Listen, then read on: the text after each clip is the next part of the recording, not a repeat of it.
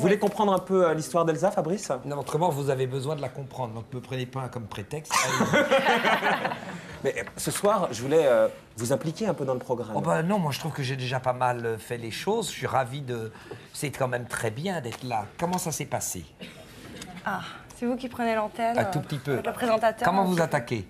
Je voulais repasser le sujet de Stéphane pour déjà la situer, et après je vous laisse faire, Fabrice. Non, non, non, non, non, non, non, non, non, moi j'ai Je peux me mettre à votre place et vous vous mettez là? Ah non, non, non, non, non. Allez! Stéphane, ah non, non, non, non, non, non. Pour monter chez Elsa, il faut se taper 4 étages sans ascenseur, mais à l'arrivée, ça vaut le coup. Hello! On ne lui avait rien demandé, mais Elsa nous accueille en maillot car elle sait bien qu'on n'est pas venu filmer les dessins sur les murs, mais les autres. Elsa et les tatouages, c'est une vieille histoire qui remonte à l'adolescence. À 14 ans, ici, les fesses. Aussi jeune, je pouvais pas forcément parler à mes parents, donc j'ai commencé à me faire tatouer, à me rendre compte comme ça pouvait m'apporter énormément de bonheur, comme j'étais contente. Ensuite, en deuxième, il y a eu celui-là, qui était pareil, caché, puisque j'avais des cheveux longs, donc du coup... Mais derrière ce côté Lolita acidulé sorti d'une bande dessinée, Elsa cache un côté plus inquiétant. D'accord, il y a les canards qui font coin-coin, mais il y a aussi les poupées qui font aïe-aïe. Elle, c'est la Barbie SM. Tu vois, elle a des piercings au sein et tout. Moi, j'adore.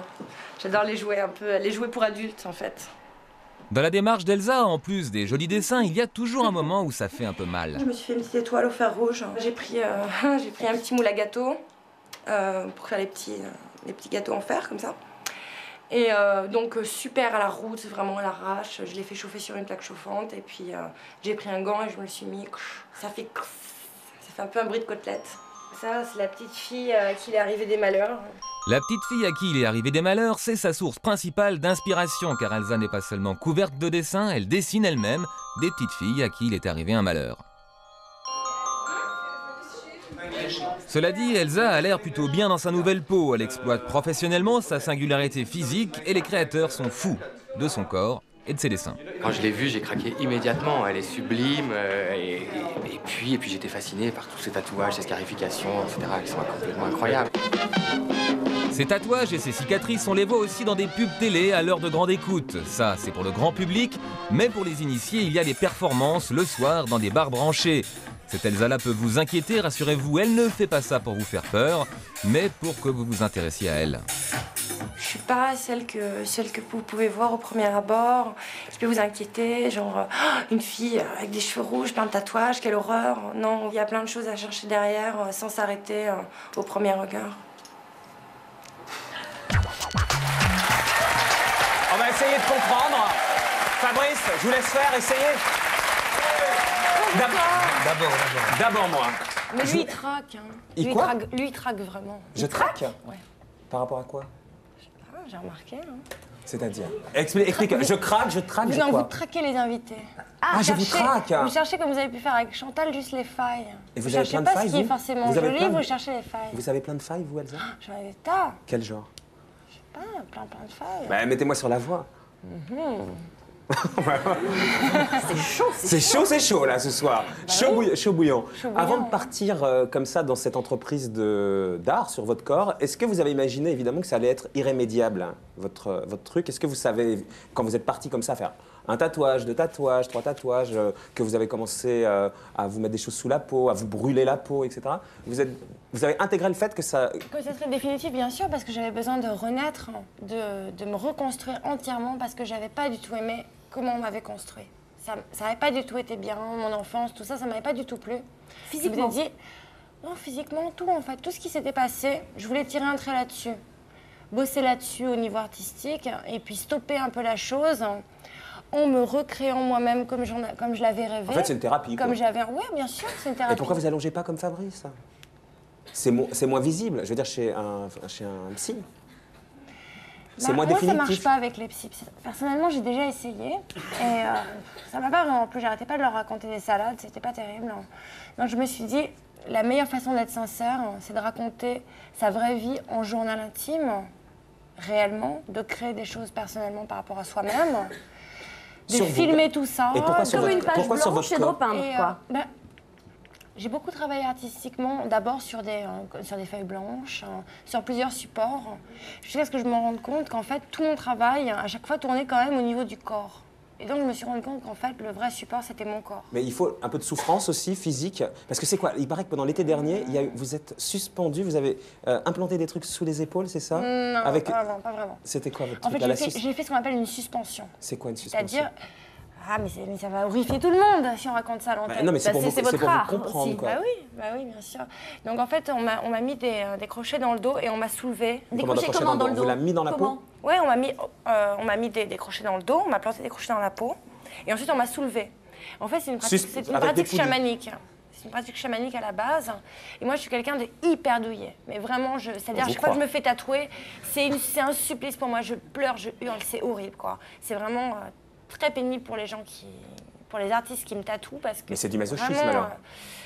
Du masochisme, non, parce que le masochisme, c'est quelque chose de sexuel. On aime. Ah, pas que sexuel. Moi, j'aime pas. Ce que j'aime, c'est le résultat. J'aime pas le moment où vous êtes fait soulever comme ça, vous êtes fait soulever et rester en l'air comme ça? En fait, j'avais vu quand j'avais 16-17 ans un homme qui, dans un magazine, qui s'était fait faire une suspension. J'avais trouvé ça absolument incroyable. Je me suis dit, mais comment on peut faire une chose pareille? Et après, je l'ai rencontré et je m'étais dit, si un jour j'arrive à faire une chose comme ça, là, vraiment, je serais peut-être arrivée à prendre le dessus sur le fait d'être douillette comme ça, sur le fait d'avoir tout ça a à voir avec votre art, ça parce qu'à la limite, vos tatouages, etc., je peux comprendre. Mais se faire suspendre comme ça, c'était quoi? Ça durait un certain temps? En fait, vous avez eu peur aussi, Fabrice, j'ai vu ça. Qu'est-ce que j'ai dit? Se faire suspendre, mais... J'ai vu Fabrice. Ah non, c'est Fabrice. Ah, mon directeur. C'est qui? Elsa. En plus, vous n'êtes pas obligé de... Non, mais il y a eu un truc bizarre. Pourquoi il l'a ressenti? Donc, il est aussi totalement structuré dans l'obsession.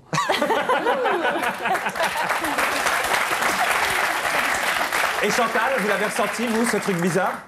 Non, bah... Donc vous n'êtes pas du tout structuré dans l'obsession? Non, je suis en train de penser au Publivore dans une demi-heure. C'est vrai que vous allez à la nuit des Publivores, on va vous libérer. Attendez, 10 secondes. Et donc, non, mais c'est incroyable ce qu'elle raconte. Parce que ça, je vous le dis, oui. Moi, j'ai déjà mal en l'entendant. Alors... Fabrice, ça vous inspire quoi, sincèrement? Vous qui... Je pense que c'est un défi. C'était vraiment un défi par rapport à moi-même, vraiment, parce que voilà, il fallait vraiment que je me prouve plein de choses. J'ai souffert énormément enfant. Énormément. J'ai subi des choses vraiment qui n'étaient pas terribles du tout. Et j'avais besoin vraiment de me faire violence énormément à un moment, histoire de tirer un trait complet en me disant, bon, ok, maintenant, c'est plus les autres qui choisissent de te faire mal, c'est toi qui essayes quelque chose pour voir si tu es capable de le faire. Mais il y a une limite à votre truc. Ah oui, mais la limite, c'était ça. Non, mais vous n'allez pas continuer à vous faire souffrir comme ça indéfiniment? Depuis cette suspension, je ne fais plus rien de souffrance. Maintenant, à chaque fois que je fais quelque chose sur mon corps, je me fais anesthésier. Voilà. Avant, vous ne faisiez même pas anesthésier? Avant, non, tout était fait complètement. Donc vous continuez à faire des trucs, mais... Maintenant, tout ce que je fais, je m'arrange pour avoir le moins mal possible. Et c'était quoi cette souffrance Cette souffrance, c'était une extrême souffrance du cœur que j'avais. Et j'avais vraiment besoin d'exorciser ça, de comprendre. Et c'est réussi? Pourquoi? Oui, ça a réussi. Vous êtes bien dans votre peau aujourd'hui? Oui, bien sûr. C'est-à-dire jusqu'à l'année dernière, je travaillais essentiellement en dessin, en peinture, en texte, en vidéo, uniquement sur mon passé, sur refaire naître ce qui avait pu m'arriver de pas bien avant. Et depuis cette suspension, j'avais dit que ça serait la finalité de tout ça. Et depuis cette suspension, moi, je me suis complètement tournée sur le futur. Et ça va bien. Voilà, avoir créé un personnage absolument unique, qui est un peu sorti de son dessin animé, sorti de sa BD. Un côté un peu narcissique, parce que vous vouliez être unique et attirer l'attention un peu sur vous? Sur votre corps? C'est narcissique d'être unique, peut-être. C'est sûr, je dois être un petit peu narcissique au fond. On l'est tous un petit peu dans ces... Ah oui, ça, je vous le confirme. Voilà, ouais. Et votre Comment ça, vous me le confirmez? Qu'est-ce que ça veut dire? Tout le monde est narcissique, je vous le confirme. Mais si vous me regardez, je vous dis oui. Vos parents, Elsa, votre mère, votre père ou votre entourage? Vos frères et vos sœurs. Ça, c'est une chanson aussi.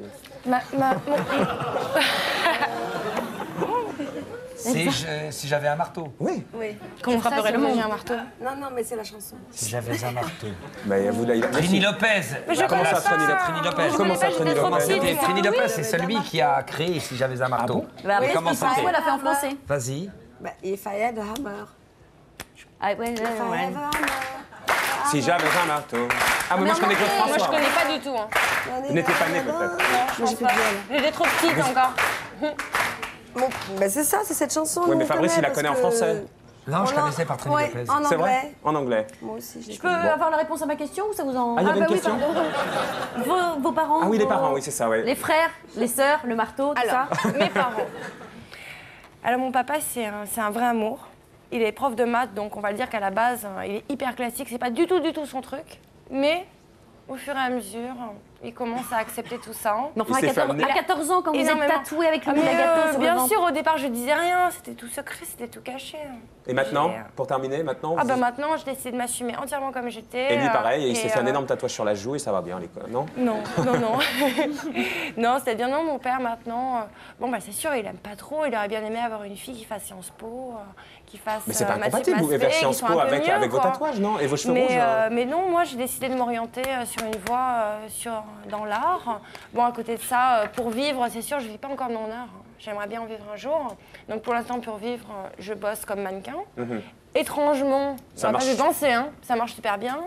Et donc, ça vous aide à aller mieux. Et vous êtes sur la pochette à vivre de l'album de Dick Rivers avec un tatouage de Dick Rivers. Vous dites pas que c'est un vrai. Mais vous avez trouvé ça où? C'est un secret, ça? Sur l'album de Dick Rivers. Sur l'album de Dick Rivers. C'est pas trop compliqué Et jusqu'à là. me dites pas que c'est vraiment Dick que vous êtes tatoué dans le dos. Vous aimez Dick Rivers? c'est un Oui, faux c'est un Saint-Tropez. Ah, c'est un truc à acheter. C'est un faux tatouage. Vous aimez Dick Rivers? Avec plaisir. Je vous l'offre. Il est en concert au Bataclan à Paris, l'ami Dick, du Il m'a même pas 23 mars. invité. Et bien maintenant, il va vous a vous pas inviter. invité Allez, on va Il vous a distribuer invité. nos mauvais points.